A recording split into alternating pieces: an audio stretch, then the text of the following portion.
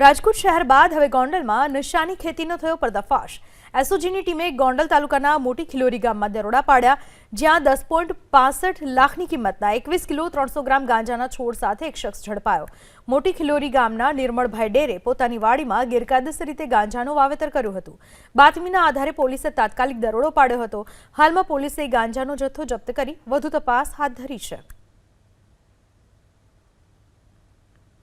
निर्मलभाई Nathabhai der ની વાડીએ જે કે મોટી ખિલોરી ગામના સીમમાં આવેલ છે ત્યાં રેડ કરવામાં આવ્યો અને ત્યાં ગેરકાયદેસર રીતે વનસ્પતિજન્ય માદક પદાર્થ ગાંજાના છોડનું વાવેતર કરેલું હતું અને એના સાથે જ એ ભાઈને આરોપીને ઝડપીને કુલ વજન 21 કિલો 300 ગ્રામ ગાંજો જેની માર્કેટ વેલ્યુ 10,65,000 રૂપિયા હશે આ મુદ્દામાલ કબજે કરવામાં આવ્યો અને સાથે જ સુલતાનપુર પોલીસ સ્ટેશનમાં NDPS એક્ટ મુજબ ગુનો રજીસ્ટર કરવામાં આવ્યો।